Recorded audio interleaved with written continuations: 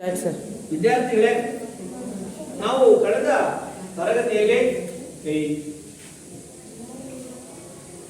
ಸಾರ್ಥಕ ಬದುಕಿನ ಸಾಧಕ ಎನ್ನುವಂತಹ ವ್ಯಕ್ತಿ ಚಿತ್ರ ಗದ್ಯ ಭಾಗವನ್ನ ಅಭ್ಯಾಸ ಮಾಡ್ತಾ ಇದ್ವಿ. ಅಲ್ಲಿ ಆಧುನಿಕ ರಸಋಷಿ ಸಂತ ಕವಿಯಾಗಿದ್ದಂತಹ ಲೇಖಕರು, ಪತ್ರಕರ್ತರು, ಅನುಭಾವಿಗಳು ಆಗಿದ್ದಂತಹ DVG ಎಂದೇ ಪ್ರಸಿದ್ಧರಾಗಿರ್ತಕ್ಕಂಥ ದೇವನಹಳ್ಳಿ ವೆಂಕಟಪ್ಪ ಗುಂಡಪ್ಪ ಅವರ ವ್ಯಕ್ತಿಚಿತ್ರದ ಬಗ್ಗೆ ಅಧ್ಯಯನ ಮಾಡ್ತಾ ಇದ್ವಿ. ಅವರ ಹುಟ್ಟು, ಅವರ ಬಾಲ್ಯವನ್ನು ಅಭ್ಯಾಸ ಮಾಡ್ತಾ ಇದ್ವಿ. ಸೊ ಹಾಗಾದ್ರೆ DVG ಅವರ ಹುಟ್ಟೂರು ಯಾವುದು? ಯಾರು ಹೇಳ್ತೀರ? ಯಾವ ಜಿಲ್ಲೆಯ ಯಾವ ಊರಿನಲ್ಲಿ ಜನಿಸಿದ್ರು ಹೇಳಮ್ಮ.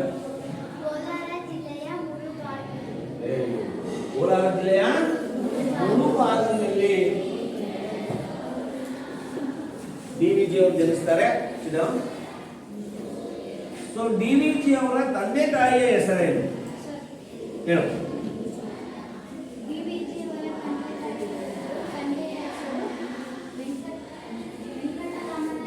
ವೆಂಕಟರಮಣಯ್ಯ, ತಾಯಿಯ ಹೆಸರು ಅಲಮೇಲಮ್ಮ.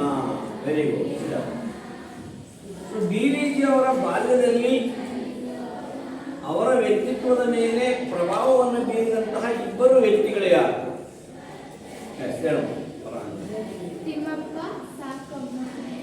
ತಿಮ್ಮಪ್ಪ ಯಾರು? ತಿಮ್ಮಪ್ಪ DVG ಅವರ ಸೋದರ ಮಾವ. ತಿಮ್ಮಪ್ಪ ಅಜ್ಜಿ ಅಲ್ಲ, ಸೋದರ ಮಾವ. ಸಾಕಮ್ಮ ಅವರ ಅಜ್ಜಿ. ಇವರು DVG ಅವರ ಬಾಲ್ಯದಲ್ಲಿ ಹೆಚ್ಚು ಪ್ರಭಾವವನ್ನು ಬೀರಿದ್ರು. ಅವರ ಮಂಕುತಿಮ್ಮನ ಕಗ್ಗವನ್ನು ಓದಿದ್ರೆ, ಮಂಕುತಿಮ್ಮನ ಕಗ್ಗ ಪುಸ್ತಕವನ್ನು ಓದಿದ್ರೆ ಅದರಲ್ಲಿ ತಿಮ್ಮನ ಹೃದಯ ಸ್ಪರ್ಶಿ ಚಿತ್ರಣ ನಮಗೆ ಸಿಗ್ತದೆ. ನೆಕ್ಸ್ಟ್ ಅವರ ಶಿಕ್ಷಣದ ಬಗ್ಗೆ ಹೇಳ್ತಾರೆ ಲೇಖಕರು. DVG ಮುಳುಬಾಗಿಲಿನ ಆಂಗ್ಲೋ ವರ್ನಾಕ್ಯುಲರ್ ಶಾಲೆಯಲ್ಲಿ ಲೋಯರ್ ಸೆಕೆಂಡರಿ ಶಿಕ್ಷಣವನ್ನು ಪೂರ್ಣಗೊಳಿಸಿದ್ರು. ಪ್ರಥಮವಾಗಿ ಅವರು ಓದಿದ್ದು ಯಾವ ಊರಲ್ಲಿ? ಮುಳುಬಾಗಿಲಿನ ಯಾವ ಸ್ಕೂಲು? ಲೋಯರ್ ಆಂಗ್ಲೋ ವರ್ನಾಕ್ಯುಲರ್ ಶಾಲೆ. ಆಂಗ್ಲೋ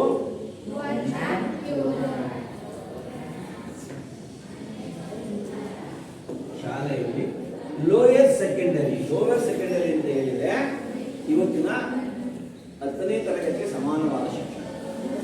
ಏನು SSLC ಅಂತ ಕರಿತೀವಲ್ಲ, ಅದಕ್ಕೆ ಸಮಾನವಾದ ಶಿಕ್ಷಣವನ್ನು ಲೋಯರ್ ಸೆಕೆಂಡರಿ ಅಂತ ಕರೀತಾ ಇದ್ರು. ಅಂದ್ರೆ 1ರಿಂದ 10ನೇ ತರಗತಿಯವರೆಗೆ ಅವರು ಮುಳುಬಾಗಿಲಿನ ಆಂಗ್ಲೋ ವರ್ನಾಕ್ಯುಲರ್ ಶಾಲೆಯಲ್ಲಿ ಅಭ್ಯಾಸ ಮಾಡ್ತಾರೆ. ಮುಂದಿನ ಓದಿಗೆ ಬೇರೆ ಊರಿಗೆ ಹೋಗ್ಬೇಕು. ಆ ಕಾಲದಲ್ಲಿ ಮುಳುಬಾಗಿಲಲ್ಲಿ ಇದ್ದಿದ್ದು ಬಹಳ ಅಂದ್ರೆ ಲಾಸ್ಟ್ ಲೋಯರ್ ಸೆಕೆಂಡರಿ ಅಂದ್ರೆ 10ನೇ ತರಗತಿಯಲ್ಲಿ ಮಾತ್ರ ಮುಳುಬಾಗಿಲಿನಲ್ಲಿ ಓದೋದು ಅವಕಾಶ ಇತ್ತು. ಉನ್ನತ ವಿದ್ಯಾಭ್ಯಾಸವನ್ನು ಮಾಡಬೇಕು ಅಂದ್ರೆ PUC ಆದ್ಮೇಲೆ PUC ಇದೆಯಲ್ಲ, ಆ ತರದ ಉನ್ನತ ವಿದ್ಯಾಭ್ಯಾಸವನ್ನು ಮಾಡಬೇಕು ಅಂದ್ರೆ ಅವರು ಊರಿನಿಂದ ಬೇರೆ ಊರಿಗೆ ಹೋಗ್ಬೇಕಾಗಿತ್ತು. ನೋಡಿ ಏನ್ ಮಾಡ್ತಾರೆ. ಆದರೆ ಹಣದ ಅನುಕೂಲವಿಲ್ಲ, ಮನೆಯಲ್ಲಿ ಬಡತನ ಇತ್ತು. DVG ಅವರು ಬಹಳ ಬುದ್ಧಿಯಲ್ಲಿ ಚುರುಕು, ಓದೋದ್ರಲ್ಲಿ ಚುರುಕು. ಅಂದ್ರೆ ಮನೆಯಲ್ಲಿ ಬಡತನ ಇದ್ದಿದ್ರಿಂದ ಬೇರೆ ಊರಿಗೆ ಅವರನ್ನ ಓದಿಸೋದಕ್ಕೆ ಕಳಿಸುವಂತ ಶಕ್ತಿ ಇರಲಿಲ್ಲ. ಇಲ್ಲಿಗೆ ಓದು ಸಾಕು ಎಂದ ತಂದೆ. ತಂದೆ ಹೇಳ್ತಾರೆ, ಸಾಕಪ್ಪ ಲೋಯರ್ ಸೆಕೆಂಡರಿ ತನಕ ಓದಿದೆಯಾ, ನಿನ್ನನ್ನು ಮುಂದಕ್ಕೆ ಬೇರೆ ಊರಿಗೆ ಕಳುಹಿಸಿ ಓದಿಸುವ ಶಕ್ತಿ ನಮಗಿಲ್ಲ, ಆರ್ಥಿಕ ಪರಿಸ್ಥಿತಿ, ಹಂಗಾಗಿ ಇಲ್ಲಿಗೆ ಶಾಲೆ ಬಿಟ್ಬಿಡು ಅಂತ ಹೇಳ್ತಾರೆ. ತಂದೆ ಅಜ್ಜಿ ತೀರ್ಮಾನಿಸಿದ್ರು. ತಂದೆನೂ ಹಾಗೆ ಹೇಳಿದ್ರು, ಅವ್ರ ಅಜ್ಜಿನೂ ಅಂತ ಹೇಳಿದ್ರು. ಆದರೆ DVG ಅವರ ಭಾಗ್ಯ ಎಂಬಂತೆ ಅವರ ಸಹಾಯಕ್ಕೆ ಬಂದವನು ರಸೂಲ್ ಖಾನ್. ನೋಡಿ, ಒಬ್ಬೊಬ್ಬರ ಜೀವನದಲ್ಲೂ ಹೇಗೆ ಟರ್ನಿಂಗ್ ಪಾಯಿಂಟ್ ಅಂತೀವಲ್ಲ, ಹಾಗೆ ನೋಡಿ ರಸೂಲ್ ಖಾನ್ ಹೆಸರೇ ಹೇಳುತ್ತೆ. ಯಾವ ಜನಾಂಗ ಇವರು? ಮುಸಲ್ಮಾನ್. DVG ಯಾವ ಜನಾಂಗ? ಹಿಂದೂ, ಬ್ರಾಹ್ಮಣ. ಧಾರ್ಮಿಕ ಸಹಿಷ್ಣುತೆ ಹೇಗಿತ್ತು? ಇವರು DVG ಅವರ ತಂದೆಗೆ ಬೇಕಾದಂಥವ್ರು. ಇವರೇ ಶ್ರೀಮಂತರಲ್ಲ, ಇವರು ಗಾಡಿ ಓಡಿಸಿ ಜೀವನ ಮಾಡುವಂಥವ್ರು. ಆದರೆ ರಸೂಲ್ ಖಾನ್ ಭಕ್ತರ ಮನೆಗೆ ಅವರ ತಂದೆ ಮತ್ತು ಅಜ್ಜಿ ಇಲ್ಲಿಗೆ ಶಾಲೆ ಬಿಡಿಸ್ಬಿಡ್ಬೇಕು, ಬೇರೆ ಊರಿಗೆ ಕಳುಹಿಸಿ ಓದಿಸುವ ಶಕ್ತಿ ಅಂದ್ರೆ ಆರ್ಥಿಕ ಸ್ಥಿತಿ ದುಡ್ಡಿಲ್ಲ, ಹಣಕಾಸಿಲ್ಲ ಅಂತ ತೀರ್ಮಾನಿಸಿದಾಗ DVG ಅವರ ಭಾಗ್ಯ ಎನ್ನುವಂತೆ, ಪುಣ್ಯ ಎನ್ನುವಂತೆ ಅವರ ಸಹಾಯಕ್ಕೆ ಬಂದವರು ಯಾರು? ರಸೂಲ್ ಖಾನ್. ಕೇಳ್ತಾರೆ DVG ಅವರಿಗೆ ಶಿಕ್ಷಣಕ್ಕೆ ಸಹಾಯ ಮಾಡಿದವರು ಯಾರು? ಒಳ್ಳೆಯವರು ಏನ್ ಹೇಳ್ತಾನೆ, ಆತನೊಬ್ಬ ಬಂಡಿ ಹೊಡೆಯುವ ವ್ಯಕ್ತಿ, ಅವನಿಗೆ ಶ್ರೀಮಂತ ಅಲ್ಲ, ಗಾಡಿ ಓಡಿಸಿ ಜೀವನ ಮಾಡುವಂತ ಬಾಡಿಗೆ, ಅವ ಎತ್ತಿನ ಗಾಡಿ, ಬಂಡಿ ಅಂದ್ರೆ ಎತ್ತಿನ ಗಾಡಿ ಓಡಿಸಿ ಬಡವ, ತುಂಬ ಬಡವ ಅವನು. ಅವತ್ತೇ ಕೂಲಿ ಮಾಡಿಕೊಂಡು ದುಡಿಮೆ ಮಾಡಿಕೊಂಡು ತಿನ್ನುವಂತಹ ಬದುಕುವಂತಹ ಸ್ಥಿತಿ ಅವನು. ಪ್ರಾಮಾಣಿಕ ಮಗ, ಬಡವ ಆಗಿದ್ದು ಸಹ ಅವನು ಮೋಸಗಾರ ಆಗಿರಲಿಲ್ಲ, ತುಂಬ ಪ್ರಾಮಾಣಿಕತೆಯಿಂದ ದುಡಿತಾ ಇದ್ದ. DVG ಅವರ ತಂದೆಗೆ ಬೇಕಾಗಿದ್ದವನು, DVG ಅವರ ತಂದೆಗೆ ಬಹಳ ಸಹಾಯ ಮಾಡ್ತಾ ಇದ್ದ, ಅವರಿಂದ ಹೇಳ್ಕೊಡ್ತಾ ಇದ್ದ, ಅವ್ರಿಗೂ ಹೆಲ್ಪ್ ಮಾಡ್ತಾ ಇದ್ದ. ಬಹಳ ಹತ್ತಿರವಾದ ಸಂಬಂಧ ಇತ್ತು DVG ಅವರ ತಂದೆಗೆ. ನೋಡಿ ಹೇಳ್ತಾನೆ ರಸೂಲ್ ಖಾನ್ ಯಾರ ಬಗ್ಗೆ? DVG ಅವರ ಬಗ್ಗೆ. ಗುಂಡಣ್ಣ ತುಂಬಾ ಚುರುಕಾದ ಹುಡುಗ, ಚೆನ್ನಾಗಿ ಹೇಳ್ತಾನೆ. ಗುಂಡಣ್ಣ ಬಹಳ ಓದುಗಳಲ್ಲಿ ಜಾಣ ಇದ್ದಾನೆ, ಬುದ್ಧಿ ಚುರುಕಾಗಿದೆ, ಅವನು ಮುಂದೆ ಓದಲೇಬೇಕು, ಯಾವ ಕಾರಣಕ್ಕೂ ಅವನನ್ನು ಶಾಲೆ ಬಿಡಿಸೋಂಗಿಲ್ಲ. ಯಾಕೆಂದ್ರೆ ಅವ್ನು ದಡ್ಡ ಅಲ್ಲ, ಬಹಳ ಚುರುಕಿನ ಓದೋರಲ್ಲಿ ಜಾಣ ಇದ್ದಾನೆ.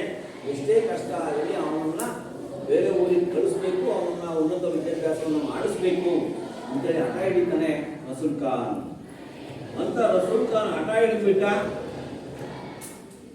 ನೀವೆಲ್ಲ ಏನಾದರೂ ಹೇಳಿ ಅವನನ್ನು ನನ್ನ ಬಂಡಿಯಲ್ಲಿ ಕೂರಿಸಿಕೊಂಡು ಬೌರಿಂಗ್ ಪೇಟೆ, ಅವಾಗ ಬೌರಿಂಗ್ ಪೇಟೆ ಅಂತ ಕರೀತಾ ಇದ್ರು, ಈಗ ಏನು ಕರೀತಾರನ್ನ ಬಂಗಾರ ಪೇಟೆ.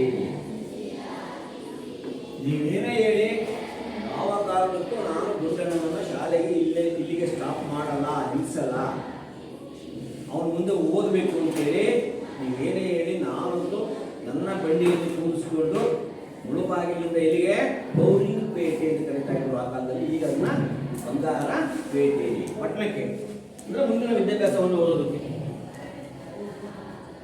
ಬಂಗಾರ ಬೌರಿಂಗ್ ಪೇಟೆಗೆ ಹೋಗ್ತೀನಿ, ಬೆಂಗಳೂರಿನ ರೈಲಿನಲ್ಲಿ ಕೂರಿಸಿ ಟಿಕೆಟ್ ಕೊಡಿಸಿ ₹1 ಕೈ ಖರ್ಚಿಗೆ ಕೊಟ್ಬಿಡ್ತೀನಿ, ಅವನ ಓದು ಮಾತ್ರ ನಡಿಲೇಬೇಕು. ಆ ಕಾಲದಲ್ಲಿ ₹1 ಎಷ್ಟು ಬೆಲೆ ಇತ್ತು ಅಂತ. ಬೆಂಗಳೂರಿಗೆ ಹೋಗುವವನಿಗೆ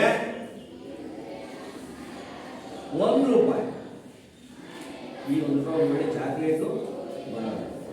ಎಷ್ಟು ಚೆನ್ನಾಗಿ ಹೇಳ್ತಾರೆ, ನನ್ನ ಬಂಡಿ ಗಾಡಿ ಮೇಲೆ ಕೂರಿಸ್ಕೊಂಡು ಬಂಗಾರಪೇಟೆಗೆ ಕರ್ಕೊಂಡು ಹೋಗ್ತೀನಿ. ಸೊ ಬಂಗಾರಪೇಟೆಯಿಂದ ಬೆಂಗಳೂರಿಗೆ ರೈಲುಗಳಿದ್ದಾವೆ, ಟಿಕೆಟ್ ಕೊಡಿಸ್ತೀನಿ, ₹1 ಖರ್ಚಿಗೆ ಕೊಡ್ತೀನಿ, ಅವನು ಬೆಂಗಳೂರಿಗೆ ಹೋಗ್ಬೇಕು, ಮುಂದಿನ ವಿದ್ಯಾಭ್ಯಾಸವನ್ನ ಮಾಡಲೇಬೇಕು ಅಂತೇಳಿ ಹಠ ಹಿಡಿತಾನೆ ರಸೂಲ್ ಖಾನ್. ಅವನ ಓದು ಮಾತ್ರ ನಡಿಲೇಬೇಕು, ಯಾವ ಕಾರಣಕ್ಕೂ ಓದು ನಿಲ್ಲಿಸಬಾರ್ದು. ರಸೂಲ್ ಖಾನನ ಈ ನಿರ್ಧಾರ ಎಲ್ಲರನ್ನ ದಂಗುಗೊಳಿಸಿತು.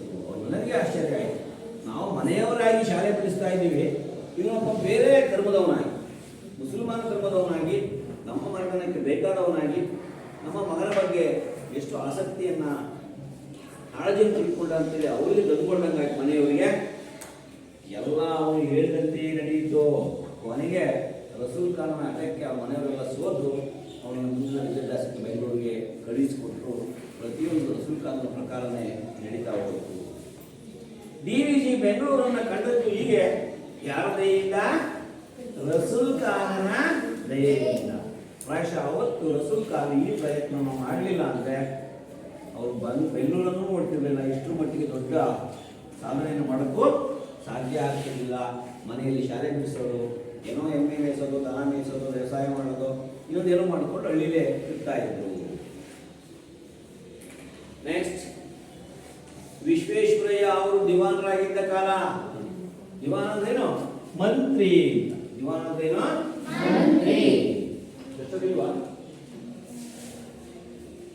ವಿಶ್ವೇಶ್ವರಯ್ಯನವರು ಮೈಸೂರಿನ ದಿವಾನರಾಗಿದ್ದಂತಹ ಕಾಲ. ದಿವಾನ ಅಂದ್ರೇನು? ಮಂತ್ರಿ. ಸೊ ಮೈಸೂರು ರಾಜ್ಯವನ್ನ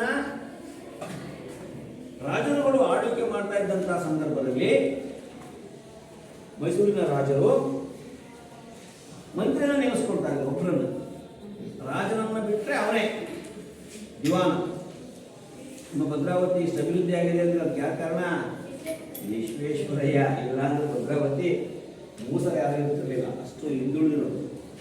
ಅವರು ಇಲ್ಲಿ ಬಂದು ಭದ್ರಾ ಡ್ಯಾಮನ್ನು ನಿರ್ಮಾಣ ಮಾಡಿದ್ರು. BR ಪ್ರಾಜೆಕ್ಟಲ್ಲಿ ದೇವಸ್ಥಾನ ಎಷ್ಟು ಅಲ್ಲಿ ನೀರನ್ನು ಹೆಂಗೆ ಸ್ಟೋರೇಜ್ ಮಾಡ್ಬೋದು, ಅದರಿಂದ ಎಷ್ಟು ನೀರಾವರಿ ಆಗಿದೆ, ಕುಡಿಯೋ ನೀರಿನ ಸೌಲಭ್ಯ, ವ್ಯವಸಾಯಕ್ಕೆ, ನಮಗೆ ಇಲ್ಲಿ ಫ್ಯಾಕ್ಟ್ರಿಗಳನ್ನ ಸ್ಥಾಪನೆ ಮಾಡಿದೆ, ಕಾರ್ಖಾನೆಗಳನ್ನು, PSIF ಕಾರ್ಖಾನೆ ಇರ್ಬೋದು, NPM ಕಾರ್ಖಾನೆ ಇರ್ಬೋದು, ಲಕ್ಷಾಂತರ ಜನರಿಗೆ ಉದ್ಯೋಗ ಕೊಟ್ಟು. ಆದರೆ ಈಗ ಅವೆಲ್ಲ ಏನಾಗಿದ್ದಾರೆ? ನಿಂತೋಗಿದ್ದಾರೆ. ಈಗಿನ ರಾಜಕೀಯ ವ್ಯಕ್ತಿಗಳು ಅವನ್ನೆಲ್ಲ ಹಾಳು ಮಾಡಿದ್ದಾರೆ. ಅಂತಹ ಮೈಸೂರಿನ ದಿವಾನರಾಗಿದ್ದಂಥವರು ವಿಶ್ವೇಶ್ವರಯ್ಯ. ಆ ಕಾಲದಲ್ಲಿ ಏನಾಗ್ಬಿಡಿ, DVG ಆಗ ಯುವ ಪತ್ರಕರ್ತ. ಮೈಸೂರಿನ ದಿವಾನರಾಗಿದ್ದರು ವಿಶ್ವೇಶ್ವರಯ್ಯ. ಆ ಕಾಲದಲ್ಲಿ ಒಳ್ಳೆ ಯುವಕ. ಯಾರು? DVG. ಯುವ ಅಂದ್ರೆ ಯುವಕ, ಪತ್ರಕರ್ತ ಆಗಿದ್ರು. ದಸರಾ ಉತ್ಸವ ಬಂತು, ನಿಮಗೆ ಗೊತ್ತಿದೆ. ಪ್ರತಿ ವರ್ಷ ಅಕ್ಟೋಬರ್ ತಿಂಗಳಲ್ಲಿ ನಾವು ದಸರಾ ಹಬ್ಬ ಆಚರಣೆ ಮಾಡಿ, ಮಹಾನವಮಿ, ವಿಜಯದಶಮಿ ಅಂತ ಆಯ್ತು. ದುಷ್ಟಶಕ್ತಿಗಳನ್ನು ಸಂಹಾರ ಮಾಡುವಂಥದ್ದು. ಹಿಂದೆ ದಸರಾ ಹಬ್ಬದಲ್ಲಿ ರಾಜರು ಮೆರವಣಿಗೆ ಮಾಡಿಸ್ಕೊಳ್ತಾ ಇದ್ರು ಮೈಸೂರಿನ ರಾಜರು. ಈಗ ಗೊತ್ತಿದೆ ನಿಮಗೆ, ಆನೆಯ ಮೇಲೆ ಅಂಬಾರಿ. ಅಂಬಾರಿ ಅಂದ್ರೇನು? ಚಿನ್ನದ್ದು. ಆನೆ ಮೇಲೆ ಕೂರಿಸ್ತಾರೆ. ನೀವು ಟಿವಿಯಲ್ಲಿ ನೋಡ್ತೀರಾ, ಮೈಸೂರಿಗೆ ಹೋದ್ರು ನೋಡ್ಬೋದು. ಅವರ ದಸರಲ್ಲಿ ವಿಜಯದಶಮಿ ಒಂದು ಅದು ಮೆರವಣಿಗೆ ಮಾಡ್ತಾರೆ. ಹಿಂದೆ ರಾಜರನ್ನ ಆ ಬಂಗಾರದ ಅಂಬಾರಿಯಲ್ಲಿ ಕೂರಿಸಿ ಅದನ್ನ ಆನೆ ಮೇಲಿಟ್ಟು ಅಂಬಾರಿಯನ್ನ, ಆ ಅಂಬಾರಿ ಒಳಗೆ ರಾಜರು ಕೂತ್ಕೊಳ್ತಾರೆ. ರಾಜರನ್ನ ಪ್ರತ್ಯಕ್ಷ ದೇವತಾ ಅನ್ನೋ ರೀತಿಯಲ್ಲಿ ಜನ ಮೆರವಣಿಗೆ ಮಾಡ್ತಾರೆ. ಆದರೆ ರಾಜರ ಆಳ್ವಿಕೆ ಹೊರಟೋಗಿ 1947ರಲ್ಲಿ ಸ್ವತಂತ್ರ ಬಂದ ಮೇಲೆ, ಪ್ರಜಾಪ್ರಭುತ್ವ ದೇಶ ಬಂದ ಮೇಲೆ ವ್ಯಕ್ತಿಯನ್ನ ಆರಾಧನೆ ಮಾಡಬಾರ್ದು, ಇಲ್ಲಿ ಎಲ್ಲರೂ ಆಲ್ ಆರ್ ಈಕ್ವಲ್ ಪ್ರಜಾಪ್ರಭುತ್ವದಲ್ಲಿ ಅಂತ ಆದಾಗ ಈಗ ಏನ್ ಮಾಡ್ತಾರೆ, ವರ್ಷಕ್ಕೊಮ್ಮೆ ನಾಡ ದೇವತೆ ಆಗಿರ್ತಕ್ಕಂಥ, ಯಾರು ನಾಡ ದೇವತೆ? ಚಾಮುಂಡೇಶ್ವರಿ. ಚಾಮುಂಡಿ ಬೆಟ್ಟ ಇದೆ, ಅಲ್ಲಿ ದೇವಸ್ಥಾನ ಇದೆ ಮೈಸೂರಿಗೆ. ಅಲ್ಲಿ ಆ ಚಾಮುಂಡೇಶ್ವರಿ ವಿಗ್ರಹವನ್ನ ಈಗ ಆನೆ ಮೇಲೆ ಅಂಬಾರಿ ಇಟ್ಟು, ಅಂಬಾರಿ ಒಳಗೆ ಚಾಮುಂಡೇಶ್ವರಿ ವಿಗ್ರಹವನ್ನಿಟ್ಟು ಮೆರವಣಿಗೆ ಮಾಡ್ತಾರೆ. ನಾಡಿಗೆ ಒಳ್ಳೆಯದಾಗಲಿ, ಕೆಟ್ಟದಾಗಲಿ ಇರಲಿ, ಒಳ್ಳೆ ಮಳೆ ಬೆಳೆ ಬರಲಿ, ಜನಗಳಿಗೆ ಯಾವುದೇ ರೋಗ ರುಜಿನಗಳು ಬರ್ತಾ ಇರಲಿ, ಸುಭಿಕ್ಷವಾಗಿ ನಾಡು ಬೆಳೀತಾ ಹೋಗಲಿ ಅನ್ನುವಂಥ ಒಂದು ಆಶಯದೊಂದಿಗೆ ಆ ದೇವಿಯನ್ನು ಪ್ರಾರ್ಥಿಸಿ ನಾವು ಮೆರವಣಿಗೆಯನ್ನು ಮಾಡ್ತೀವಿ. ಆ ಅಂಬಾರಿ ಎಷ್ಟಿದೆ ಗೊತ್ತಾ ನಿಮಗೆ? ಸಂಪೂರ್ಣ ಬಂಗಾರ, ಪ್ಯೂರ್ ಬಂಗಾರ, ಬಂಗಾರದಲ್ಲಿ ಮಾಡಿರ್ತಕ್ಕಂಥ ಅಂಬಾರಿ. ಅದು ರಾಜರು, ನಾವು ರಾಜರು ಎಷ್ಟು ಶ್ರೀಮಂತಿಕೆಯಿಂದ ಇದ್ರು ನೋಡಿ. ಅದರ ತೂಕ ಎಷ್ಟಿದೆ ಗೊತ್ತಾ?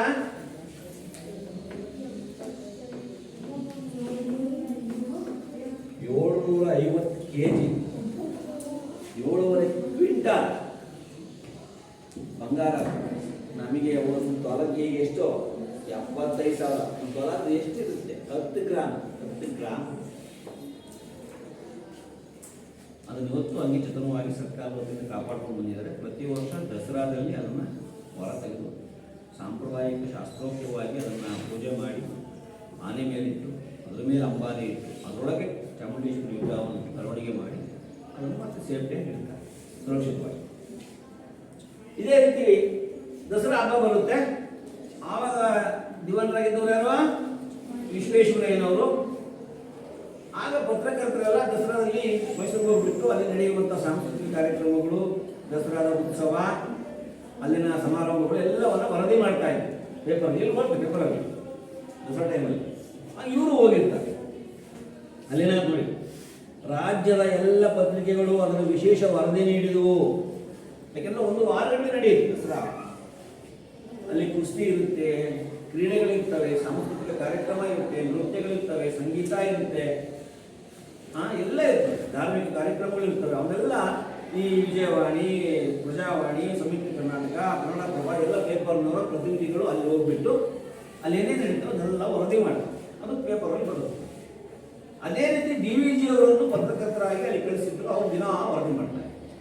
ಇನ್ನೊಂದು ಸಂಪ್ರದಾಯ ಏನಿತ್ತು ಅಂತ ಹೇಳಿದ್ರೆ, ದಸರಾ ಮುಗಿದ ಮೇಲೆ ಯಾರ್ಯಾರು ಪತ್ರಿಕೆಗಳಲ್ಲಿ ಆ ದಸರಾ ಉತ್ಸವದ ವರದಿಯನ್ನು ಪ್ರಕಟಿಸ್ತಾ ಇದ್ರು ಅವರಿಗೆ ಮೈಸೂರು ರಾಜರು ಒಂದು ಸಂಭಾವನೆ, ಗೌರವ ಸಂಭಾವನೆ ಕೊಡ್ತಾರೆ.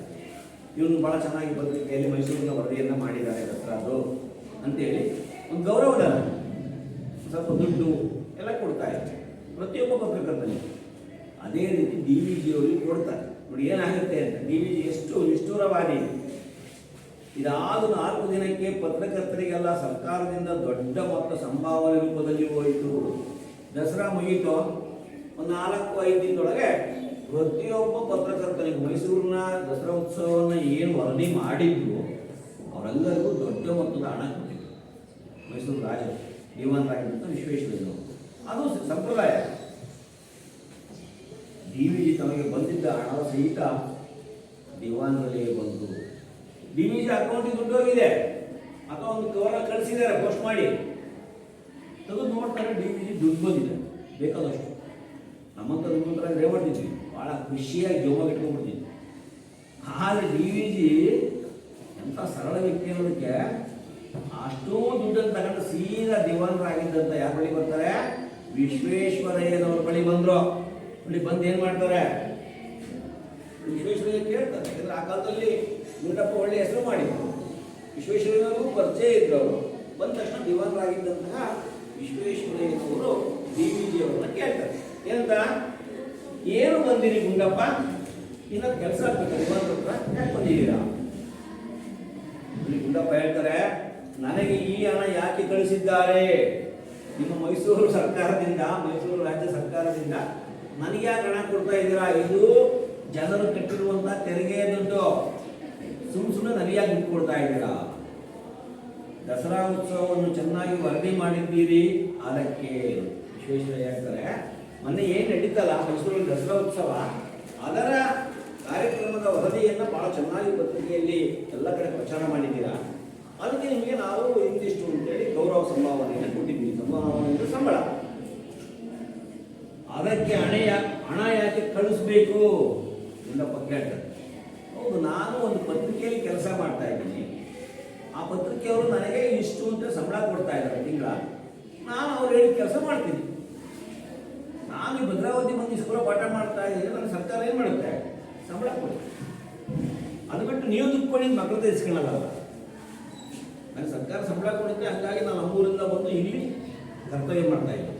ಆ ರೀತಿ ಹೇಳ್ತಾರೆ. ನಾನು ಒಂದು ಪತ್ರಿಕೆಯಲ್ಲಿ ನೌಕರಿ ಮಾಡ್ತಾ ಇದ್ದೀನಿ, ಆ ಪತ್ರಿಕೆಯವರು ನನಗೆ ಮೈಸೂರಿಗೆ ಹೋಗಪ್ಪ, ನೀವು ಮೈಸೂರು ದಸರಾ ವರದಿ ಮಾಡು ಅಂದರು, ನಾನು ಕರ್ತವ್ಯ ಮಾಡಿದ್ದೀನಿ, ನನಗೆ ಅವ್ರು ಸಂಬಳ ಕೊಡ್ತಾರೆ ತಿಂಗಳ ಇಷ್ಟು, ನೀವು ಯಾಕೆ ದುಡ್ಡು ಕೊಟ್ರಿ ಅಂತ ಕೇಳ್ತಾರೆ.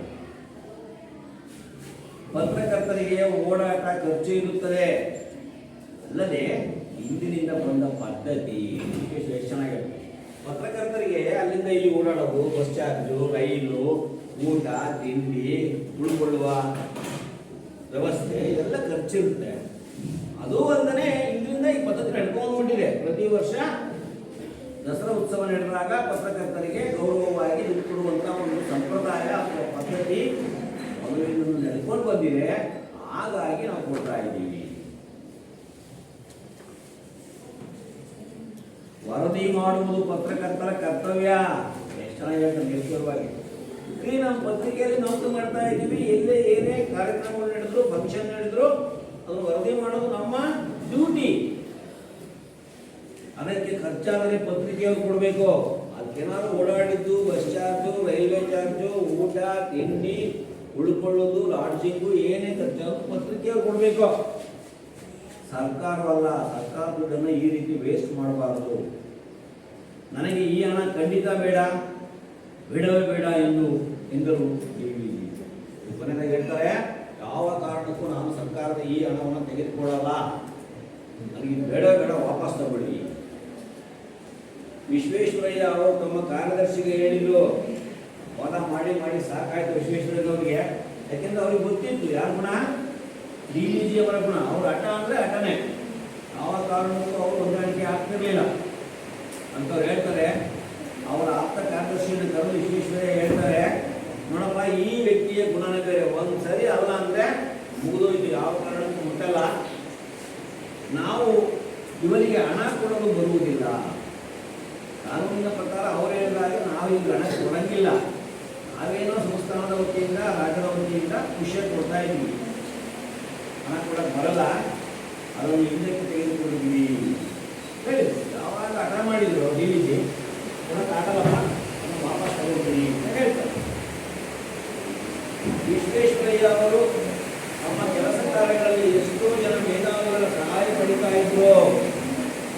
ಯುವನರಾಗಿದ್ದಂಥ ವಿಶ್ವೇಶ್ವರಯ್ಯನವರು ದೊಡ್ಡ ಯೋಜನೆಗಳನ್ನು ಹಾಕೊಂಡಾಗ ಸುಭದ್ರಾ ಡ್ಯಾಮ್ ಕಟ್ಟೋದಿರ್ಬೋದು, ಅಥವಾ KRS ಡ್ಯಾಮ್ ಇದೆಯಲ್ಲ ಮಂಡ್ಯ ಜಿಲ್ಲೆ ಕೃಷ್ಣರಾಜ ಸಾಗರ ಅಣೆಕಟ್ಟು ಅದು ಇರ್ಬೋದು. ಇಂಥ ದೊಡ್ಡ ಕೆಲಸಗಳನ್ನು ಕೈಗೆತ್ತಿಕೊಂಡಾಗ ಅನೇಕ ಜನರ ಸಹಾಯವನ್ನು ಇಂಜಿನಿಯರು ಮತ್ತು ಕಾಂಟ್ರಾಕ್ಟರು ಎಲ್ಲರಿಗೂ ಸಹಾಯ ಪಡ್ಕೊಳ್ತಾರೆ. ಒಬ್ಬರೇ ಎಲ್ಲ ಕೆಲಸ ಮಾಡೋಕ್ಕಾಗಲ್ಲ. ಆಗ ಅವರಿಗೆ ಒಂದು ಸಹಾಯ ಮಾಡಿದ್ದಕ್ಕಾಗಿ ಸರ್ಕಾರದ ವತಿಯಿಂದ ಅವ್ರಿಗೆ ಹಣ ಕೊಡ್ತಾರೆ, ಸಂಬಳ.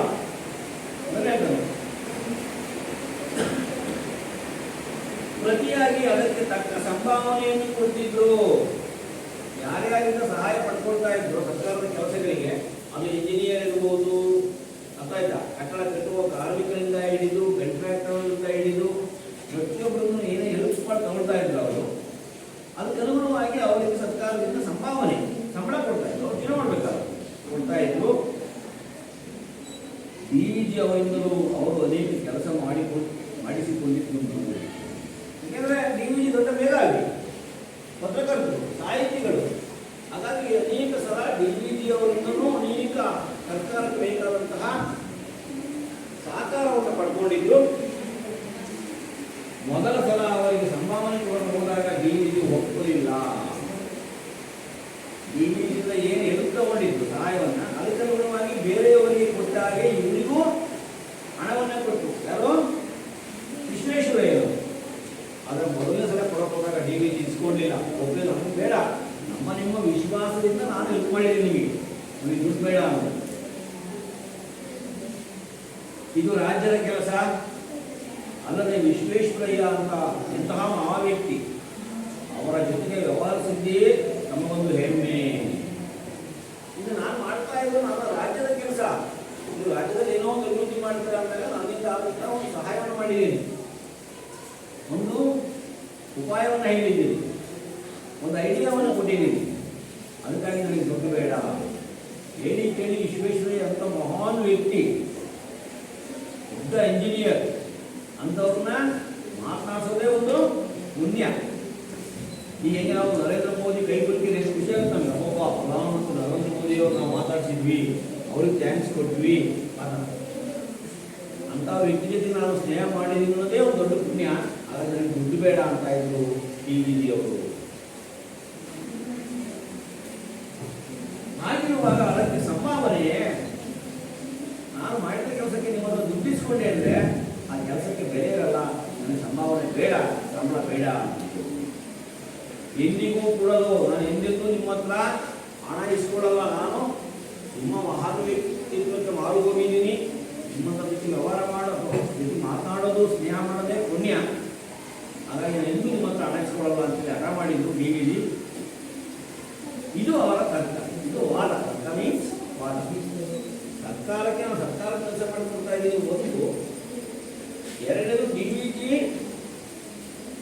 ಮಹಾನ್ ವ್ಯಕ್ತಿಯಾಗಿದ್ದಂತಹ ವಿಶ್ವೇಶ್ವರಯ್ಯನವರಿಗೆ ಒಡನಾಟ ಇಟ್ಕೊಂಡಿರೋದೇ ಒಂದು ಮಹಾನ್ ಸಂಗತಿ. ಆಗಿರುವಾಗ ನಾನು ಯಾವ ಕಾರಣಕ್ಕೂ ನಿಮ್ಮ ಹತ್ರ ಸಂಭಾವನೆಯನ್ನು ಪಡೆಯಲ್ಲ ಎನ್ನುವಂಥದ್ದು ಡಿ ವಿ ಜಿ ಅವರ ವಾದ ಆಗಿದೆ. ಆದರೆ ಈ ತರ್ಕ ನಡೆಯಲಿಲ್ಲ ಅಂತ ಹೇಳ್ತಾರೆ. ವಿಶ್ವೇಶ್ವರಯ್ಯ ಕಮ್ಮಿ ಅಲ್ಲ, ಇವರು ಎಷ್ಟು ಅಟವಾದಿನೋ ಡಿ ವಿ ಜಿ, ಅದರ ಡಬಲ್ ಅಟವಾದಿ ಯಾರು ವಿಶ್ವೇಶ್ವರಯ್ಯ. ಅವ್ರು ಒಪ್ಪಿಲ್ಲ ವಿಶ್ವೇಶ್ವರಯ್ಯ, ನೀವು ಸಂಭಾವನೆಯನ್ನು ತೆಗೆದುಕೊಳ್ಳಿಲ್ಲ ಅಂದರೆ ನಾವು ಇನ್ನು ಮುಂದೆ ನಿಮ್ಮ ಹತ್ರ ಯಾವ ಕೆಲಸನೂ ಮಾಡಿಸ್ಕೊಳ್ಳಲ್ಲ. ನೀವು ತಗೋಬೇಕು, ನೀವು ಮಾಡಿದ ಕೆಲಸಕ್ಕೆ ಕೂಲಿಯನ್ನು ಸಂಭಾವನೆಯನ್ನು ಪಡಿಬೇಕು ಅಂತ ಹಠ ಮಾಡ್ತಾರೆ. ಡಿ ವಿ ಜಿ ಮೊಂಡಾದರೆ ವಿಶ್ವೇಶ್ವರಯ್ಯ ಜಗಮೊಂಡು. ಅವರು ಎಷ್ಟು ಮೊಂಡರಾಗಿದ್ರು, ಹಠ ಮಾಡ್ತಾ ಇದ್ರು ಡಿ ವಿ ಜಿ, ಅದರ 10 ಪಟ್ಟು ಜಗಮೊಂಡು ಅಂದರೆ ಅವರು ಇಲ್ಲ ತಗೊಳ್ಳೇಬೇಕು ನೀವು ಸಂಭಾವನೆಯನ್ನು. ನಾವು ಬೇರೆಯವ್ರಿಗೆ ಕೊಡ್ತಾ ಇದ್ದೀವಿ, ನಿಮಗೂ ಕೊಡ್ತೀವಿ. ತಗೊಂಡಿಲ್ಲ ಅಂದ್ರೆ ನೀವು ನಿಮ್ಗೆ ಹೆಲ್ಪೇ ಬೇಡ, ನಿಮಗೆ ಈ ಕೆಲಸ ಮಾಡ್ಕೊಳ್ಳೋದೇ ಬೇಡ ಅಂತ ಅವರು ಹಠ ಮಾಡಿದ್ರು ವಿಶ್ವೇಶ್ವರಯ್ಯ. ಇದು ನನ್ನ ವೈಯಕ್ತಿಕ ಕೆಲಸ. ಎಷ್ಟು ಚೆನ್ನಾಗಿರ್ತಾರೆ ವಿಶ್ವೇಶ್ವರಯ್ಯ. ನಾನು ಮೈಸೂರಿನ ದಿವಾನನಾಗಿ ಒಂದು ಹುದ್ದೆಯಲ್ಲಿದ್ದು ನನ್ನ ವೈಯಕ್ತಿಕ ಕೆಲಸವನ್ನು ನಿಮ್ಮ ಹತ್ರ ಮಾಡಿಸ್ಕೊಳ್ತಾ ಇದ್ದೀನಿ. ನನಗೆ ಕೆಲಸ ಮಾಡಕ್ಕೆ ಬರಲ್ಲ, ನನಗೆ ಅಧಿಕಾರ ಇದೆ, ಆ ಕೆಲಸವನ್ನು ನಿಮ್ಮಿಂದ ಮಾಡಿಸ್ಕೊಳ್ತಾ ಇದ್ದೀನಿ. ನನಗೂ ಸಂಬಳ ಕೊಡ್ತಾರೆ ದಿವಾನ ಅಂತೇಳಿ ಸರ್ಕಾರದವರು. ಹಾಗೆಯೇ ನೀವು ನನ್ನ ಸಂಬಳವನ್ನು, ಸಹಾಯವನ್ನು, ಸಂಭಾವನೆಯನ್ನು ಪಡ್ಕೊಳ್ಳೇಬೇಕು ಅಂತೇಳಿ ವಿಶ್ವೇಶ್ವರಯ್ಯನವರು ಹಠ ಮಾಡ್ತಾರೆ. ನನಗೆ ಇದಕ್ಕೆ ಹಣ ಬರುತ್ತದೆ. ವಿಶ್ವೇಶ್ವರಯ್ಯ ಹೇಳ್ತಾರೆ, ನಾನು ಏನೇ ಕೆಲಸ ಮಾಡಿಸಿದ್ರು ನನಗೆ ಸರ್ಕಾರದಿಂದ, ಮೈಸೂರು ರಾಜ್ಯದ ಸರ್ಕಾರದಿಂದ ನನಗೆ ಹಣ ಬರುತ್ತೆ, ಸಂಬಳ ಬರುತ್ತೆ. ಅದು ನಾನು ಇಟ್ಕೊಳ್ಳಲ್ಲ, ಅದು ನಿಮ್ಮ ಕೆಲಸಕ್ಕೆ ಬಂದಿರೋ ಹಣ ನೀವು ತಗೊಳ್ಳೇಬೇಕು ಅಂತ DVG ಅವರಿಗೆ ವಿಶ್ವೇಶ್ವರಯ್ಯನವರು ನೀವು ತೆಗೆದುಕೊಳ್ಳಲೇಬೇಕು. ನಾನೇನು ಕೈಯಿಂದ ಕೊಡ್ತಾ ಇಲ್ಲ, ಸರ್ಕಾರದ ಕೆಲಸವನ್ನು ನಿಮ್ಮ ಕಡೆಯಿಂದ ಮಾಡಿಸ್ತಾ ಇದ್ದೀನಿ. ಅದಕ್ಕೆ ಸರ್ಕಾರದಿಂದ ಸಂಬಳ ಬರುತ್ತೆ ನನಗೆ, ಅದನ್ನು ನಾನು ನಿಮಗೆ ಕೊಡ್ತೀನಿ. ನಿಮ್ಮ ಹತ್ರ ಕೆಲಸ ಮಾಡಿಸ್ಕೊಂಡು ಆದದನ್ನು ನಾನು ಯಾವ ಕಾರಣಕ್ಕೂ ಇಟ್ಕೊಳ್ಳಲ್ಲ, ನೀವು ತಗೊಳ್ಳೇಬೇಕು. ಇಲ್ಲದಿದ್ದರೆ ಮುಂದೆ ನಿಮ್ಮ ಸಹಾಯವೇ ಬೇಡ ಎಂದು ಘೋಷಿಸಿಕೊಂಡರು. ನೀವೇನಾದರೂ ನೀವು ಮಾಡಿದ ಕೆಲಸಕ್ಕೆ ಸಂಭಾವನೆಯನ್ನ, ಹಣವನ್ನು ಪಡ್ಕೊಳ್ಳಿಲ್ಲ ಅಂತ ಹೇಳಿದರೆ ಈ ಮುಂದೆ ನಾವು ನಿಮ್ಮ ಸಹಾಯವನ್ನೇ ಯಾವತ್ತೂ ಪಡ್ಕೊಳ್ಳೋದಿಲ್ಲ, ನಿಮ್ಮ ಸಹಾಯನೇ ಬೇಡ ಅಂತೇಳಿ ಹಠ ಮಾಡ್ತಾರೆ. ಸರ್ ಆಯಿತು. ಮನೆಗೆ DVG ಯಾಕೆಂದ್ರೆ ದೊಡ್ಡ ದಿವಾನ್ ಅವ್ರ ಮುಂದೆ ತೀರಾ ಹೊರ ಪಡೆದು ಬೆಳೆದಲ್ಲ ಅಂತೇಳಿ ಆಯಿತು ಅಂತ ಒಪ್ಕೊಳ್ತಾರೆ. ತೆಗೆದುಕೊಳ್ಳಲು DVG ಒಪ್ಪಿದ್ರು. ತೀರಾ ವಿಶ್ವೇಶ್ವರಯ್ಯನವರಿಗೆ ಬೇಸರ ಮಾಡಬಾರ್ದು ಅಂತೇಳಿ ಆಯಿತು ತಗೊಳ್ತೀನಿ. ಆದರೆ ಇವರು ಅವ್ರ ಅಕೌಂಟಿಗೆ ದುಡ್ಡು ಹಾಕ್ತಾ ಹೋಗ್ತಾರೆ. ಮುಂದೆ ವಿಶ್ವೇಶ್ವರಯ್ಯನವರು DVG ಅವರಿಂದ ಯಾವ್ಯಾವ ಕೆಲಸಗಳನ್ನು ಮಾಡಿಸ್ಕೊಡ್ತಾ ಇದ್ರು ಸಹಾಯವನ್ನು, ಅದಕ್ಕೆ ಅನುಗುಣವಾಗಿ ಅವರ ಅಕೌಂಟಿಗೆ ದುಡ್ಡು ಹಾಕ್ತಾ ಹೋಗ್ತಾರೆ. ಆ ದುಡ್ಡನ್ನು ಯಾವ ಕಾರಣಕ್ಕೂ ಬಿಡಿಸ್ಕೊಳ್ಳೋದೇ ಅಲ್ಲೇ. ಮುಂದೆ ವಿಶ್ವೇಶ್ವರಯ್ಯ ಅವರಿಗೆ ಪ್ರತಿ ಸಲವೂ ಚೆಕ್ ಕೊಡ್ತಾ ಹೋದ್ರು. ಅವಾಗೆಲ್ಲ ಚೆಕ್ ಕೆಲಸ ಮಾಡಿದ ತಕ್ಷಣ ಸರ್ಕಾರದಿಂದ 2,000 ರೂಪಾಯಿ ಅವರಿಗೆ 3,000, 5,000 ಚೆಕ್ ಕೊಡ್ತಾ ಇದ್ರು. ಆದ್ರೆ ಒಂದು ಚೆಕ್ಕನ್ನು DVG ಬ್ಯಾಂಕಿಗೆ ಹೋಗಿ ಜಮಾ ಮಾಡಿ ದುಡ್ಡು ತಗೊಳ್ಳೆ ಎಲ್ಲ ಮನಸ್ಸಿನಾಗೆ ಸರ್ಕಾರದಲ್ಲಿ ದುಡ್ಡು ಅಲ್ಲಿಗೆ ಉಳಿತಾ ಇತ್ತು, ಜಮಾನೆ ಆಗ್ತದೆ. DVG ಪಡಿತಾ ಹೋದ್ರು, ಇಸ್ಕೊಳ್ತಾ ಹೋದ್ರು ಚೆಕ್ಗಳನ್ನ. ಆದರೆ ಆ ಚೆಕ್ಗಳು ಬ್ಯಾಂಕಿನ ಮೆಟ್ಟಿಲನ್ನು ಒತ್ತಿರುತ್ತಾನೆ. ಎಂದೆಂದೂ ಒಂದು ಚೆಕ್ಕನ್ನು ಬ್ಯಾಂಕಿಗೆ ತಗೊಂಡೋಗಿ ದುಡ್ಡನ್ನು ಇವರು ಬಿಡುಗಡೆ ಮಾಡಿಕೊಳ್ಳಿಲ್ಲ. ಸುಮ್ಮನೆ ಚೆಕ್ ಅಂತ ಮನೆಗಿರ್ತಿದ್ರು, ಅಲ್ಲೇ ಇರ್ತಿತ್ತು, ಸರ್ಕಾರದ ಖಜಾನೆಯಲ್ಲೇ ಇರ್ತಾ ಇರ್ತೀವಿ. ಇಷ್ಟು ಸರಳವಾಗಿ ಪಟ್ಟಣ ಅಂತ ಹೇಳ್ತಾರೆ. ನೀವು ಅಂದ್ಕೊಂಡಿರ್ಬೋದು ಪ್ರಾಯಶಃ DVG ಅವರು ದುಡ್ಡನ್ನು ಮುಟ್ಟಿಲ್ಲ ಸರ್ಕಾರದಲ್ಲಿ ಇದ್ರೆ ಬಹಳ ಶ್ರೀಮಂತರಿರ್ಬೇಕು ಅವರು. ಇವತ್ತು ಕೋಟಕ್ಕೂ ಸರ್ಕಾರದಿಂದ ಕೋಟಿ ಇದ್ರು ಮನೆಯಲ್ಲಿ ಸರ್ಕಾರದಿಂದ 1,000 ಬರುತ್ತೆ ಎಂದು ಬಿಡಲ್ಲ, ಅದು ಬರಲಿ ನಾವು. ಆದರೆ DVG ತುಂಬ ಬರ್ತದೆ ನೋಡಿ. ಹಣವನ್ನು, ಸರ್ಕಾರದ ಸಹಾಯವನ್ನು ಇಷ್ಟು ಉದಾಸೀನ ಮಾಡಿದ ವ್ಯಕ್ತಿ ಎಂಥ ಶ್ರೀಮಂತರಿದ್ದಿರಬಹುದು ಅಂತ ನಿಮಗನ್ಸ್ಬೋದು. ಏನು ಸಹ ಸರ್ಕಾರದಿಂದ ಅವರಾಗಿ ಕೊಟ್ಟರು ಬೇಡ ಅಂತಾರೆ ಅನ್ನೋ ದುಡ್ಡ ಚೆಕ್ ಕೊಟ್ಟರು ಬ್ಯಾಂಕಿಗೆ ತಗೊಂಡೋಗಿ ದುಡ್ಡನ್ನು ಡ್ರಾ ಮಾಡ್ಕೊಳಲ್ಲ ಅಂದರೆ ಪ್ರಾಯಶಃ DVG ಬಹಳ ಶ್ರೀಮಂತರುಗಳ ಮನೆಗಳೇ ಅಂತ ಅಂದ್ಕೋಬಹುದು. ಒಮ್ಮೆ DVGಯ ಬಂಧುಗಳೊಬ್ಬರ ಮನೆಯಲ್ಲಿ ಒಂದು ಉತ್ಸವ ನಡೆಯಿತು. ನೋಡಿ, DVG ಅವರ ಬಂಧುಗಳು ಸಂಬಂಧಿಕರ ಮನೆಯಲ್ಲಿ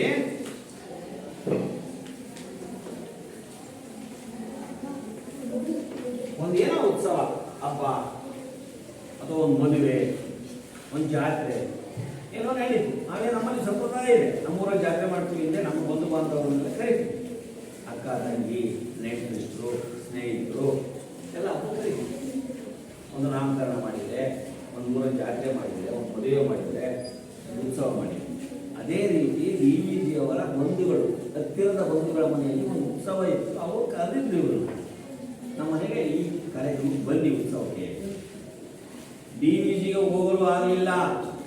ಏನೋ ಕಾರಣಕ್ಕೆ DVG ಅವರಿಗೆ ಆ ಉತ್ಸವಕ್ಕೆ ಹೋಗೋದಕ್ಕೆ ಆಗಲಿಲ್ಲ. ಬೇರೆ ಏನೋ ಕೆಲಸ ಇತ್ತು, ಪತ್ರಕರ್ತರಾಗಿ. ಮಕ್ಕಳನ್ನ ಕಳಿಸಿದ್ರು. ಮುಂಚೆನೆ ಮಕ್ಕಳನ್ನ, ನಾಳೆ ಉತ್ಸವ ಇದೆ ಅಂದರೆ ಒಂದು ಮುಂಚೆನೆ ಮಕ್ಕಳನ್ನ ಕಳಿಸ್ತಾರೆ. ಆರತಿ ಅಕ್ಷತೆ ಹೊತ್ತಾದರೂ ಹೆಂಡತಿ ಮನೆಯಲ್ಲೇ ಇದ್ದಾರೆ.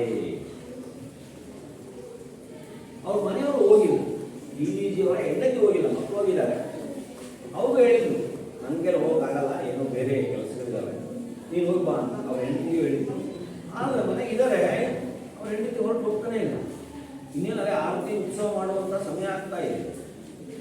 ಆವಾಗ ಗಂಡ ಅಸಮಾಧಾನದಿಂದ ಕೇಳಿದ್ರು, ಜಿ ಅವರ ಹೆಂಡತಿಯನ್ನು ಕೇಳ್ತಾರೆ. ಅದು ಬೇಸರ ಆಗುತ್ತೆ. ನಮಗೆ ಬೇಕಾದಂಥ ಹತ್ತಿರದ ಬಂಧುಗಳಿರ್ಬೋದು, ನೀವು ಹೋಗಲಿಲ್ಲ ಅಂತ ನಾನಾರು ಹೋಗ್ಬೇಕಲ್ಲ, ನೀನಾರು ಹೋಗ್ಬೇಕು. ಹೋಗಲಿಲ್ಲ ಅಂದ್ರೆ ಅವ್ರು ಭಾಳ ಬೇಸರ ಆಗ್ತಾರೆ. ಅದಕ್ಕೆ ಅಸಮಾಧಾನದಿಂದ ಕೇಳ್ತಾರೆ, ಯಾಕೆ ಹೋಗಿಲ್ಲ ನೀನು ಅಂತ ಡಿ ತಮ್ಮ ಪತ್ನಿಯನ್ನ ಹೆಂಡತಿಯನ್ನ ಕೇಳಿದ್ರು. ನೀನು ಉತ್ಸವಕ್ಕೆ ಹೋಗುವುದಿಲ್ಲವೇ ಹೆಂಗೆ ಕೇಳ್ತಾರೆ ಅವ್ರ ಹೆಂಡತಿಯಲ್ಲಿ. ಮನೆಯಲ್ಲಿ ಮಕ್ಕಳು ಹೋಗಿದ್ದಾರೆ, ನಮಗೆ ತೀರಾ ಬೇಕಾದಂಥ ಹತ್ತಿರದ ಬಂಧುಗಳು, ಮನೆಯಲ್ಲಿ ಯಜಮಾನರು ಯಾರಾದ್ರೂ ಹೋಗಲಿಲ್ಲ ಅಂದ್ರೆ ಭಾಳ ಬೇಸರ ಆಗ್ತಾರೆ, ಯಾಕೆ ನೀನು ಉತ್ಸವಕ್ಕೆ ಹೋಗೋದಿಲ್ವೇ? ಇಲ್ಲ ಅಂತ ಮನೆಯವರು. ಯಾಕೆ ಹೋಗಲ್ಲ ಅಂತ ಕೇಳ್ತಾರೆ. ಯಾಕೆ ಹೋಗಲ್ಲ ನೀನು? ಮಕ್ಕಳನ್ನು ಕಳಿಸಿದ್ದೇನಲ್ಲ. ನೋಡಿ, ಅವ್ರ ಹೆಂಡತಿ ಸತ್ಯವನ್ನು ಹೇಳೋದು ಸತ್ಯವನ್ನು ಹೇಳೋದಕ್ಕೆ ಹೋಗಲ್ಲ. ಆದರೆ ಡಿ ಒತ್ತಾಯ ಮಾಡಿದಾಗ ಸತ್ಯ ಹೊರಗೆ ಏನು ನೋಡಿ ಮುಂದೆ ಹೋಗಲ್ಲ. ಮಕ್ಕಳನ್ನ ಕಳಿಸಿದ್ದೇನಲ್ಲ, ಅದು ಸರಿ, ನೀನು ಹೋಗಬೇಕಷ್ಟೇ. ಗೊತ್ತು ನನಗೆ ಮಕ್ಕಳು ಹೋಗಿದ್ದಾರೆ ಅಂತ. ಮಕ್ಕಳು ಹೋದ್ರೆ ಬಂಧುಗಳು ಪರಿಗಣಿಸಲ್ಲ. ಮನೇಲಿ ಯಜಮಾನರು ಯಾರಾದ್ರೂ ಹೋಗ್ಬೇಕಿಲ್ಲ, ನಾನಾದ್ರೂ ಹೋಗ್ಬೇಕು, ನೀನಾದ್ರೂ. ಅವರು ನಮಗೆ ಬಹಳ ಬೇಕಾದವರು, ನೀನು ಹೋಗದಿದ್ದರೆ ಬೇಸರ ಪಡುವುದಿಲ್ಲವೇ? ಹೋಗಿದ್ದಾರೆ ನನಗೆ ಗೊತ್ತು, ಅದರ ಬಂಧುಗಳು ಮಕ್ಕಳನ್ನ ಅಷ್ಟು ಪರಿಗಣಿಸೋದಿಲ್ಲ. ಬಿಡು, ಮಕ್ಕಳು ಬಂದಿದ್ದಾರೆ. ಅವ್ರ ಮನೆಯಲ್ಲಿ ಯಜಮಾನರು ಯಾರಾದ್ರೂ ಹೋಗಲಿಲ್ಲ ಅಂದ್ರೆ ಅವ್ರು ತುಂಬಾ ಬೇಸರ ಆಗ್ತಾರೆ. ನನಗೆ ಬಹಳ ಹತ್ತಿರದ ಬಂಧುಗಳವರು. ಮನೆಯಲ್ಲಿ ಯಾರಾದ್ರೂ ಇರಬೇಕಲ್ಲ, ಮನೆಯಲ್ಲಿ ಯಾರಾದ್ರೂ ಇರಬೇಕಲ್ಲ. ರೇಟ್ ನೋಡಿ, ಆ ಸತ್ಯನೇ ಬೇರೆ ಇದೆ. ಅದನ್ನು ಹೇಳಿದ್ರೆ ಗಂಡನಿಗೆ ಬೇಸರ ಆಗುತ್ತೆ ಅನ್ನೋ ಕಾರಣಕ್ಕೆ ಪಾಪ ಅವ್ರ ಹೆಂಡತಿ ಈ ತರದ ಬೇರೆ ಬೇರೆ ತರದ ಉತ್ತರಗಳನ್ನು ಕೊಡ್ತಾ ಇದ್ದಾಳೆ. ಅಂದ್ರೆ ಅವ್ರ ಹತ್ರ ಇರೋದು ಒಂದೇ ಸೀರೆ, ಅದು ಹೊರ್ಕೊಂಡಿದೆ. ಈಗ ನೆಂಟರು ಮನೆಗೆ ಹೋಗ್ಬೇಕು ಅಂದ್ರೆ ಬಂಧುಗಳ ಮನೆಗೆ ಒಳ್ಳೆ ಸೀರೆ ಉಟ್ಕೊಂಡು ಹೋಗ್ಬೇಕು, ಇಲ್ಲಾಂದ್ರೆ ಅವಮಾನ ಆಗುತ್ತೆ. ಆಯಂಗೆ ಅವಮಾನ ಆದ್ರೆ ಗಂಡನಿಗೂ ಅವಮಾನ ಆಗಂತೆ. ಒಂದು ಒಳ್ಳೆ ಸೀರೆ ಕೊಡ್ಸಿಲ್ಲಪ್ಪ, ಪತ್ರಕರ್ತ ಆಗಿ ಸಾಹಿತಿ ಆಗಿ ಅಂತ ಅದು ನಿಮಗೆ ಮುಂದೆ ಹೇಳ್ತಾಳೆ ಆಯಮ್ಮ. ನಾನು ಇರುತ್ತೇನೆ, ನೀನು ಹೋಗಿ ಬಾ ಅಂತ. ನಾನು ಮನೆಗೆ ಇರ್ತೀನಿ, ನೀನು ಹೋಗ್ಲೇಬೇಕು ಅಂತ ಹಠ ಮಾಡ್ತೀನಿ. ಇಟ್ಕೊಳ್ಳಿ. ಉಳಿದ ವಿಷಯವನ್ನು ಮುಂದಿನ ತರಗತಿಯಲ್ಲಿ ಅಭ್ಯಾಸ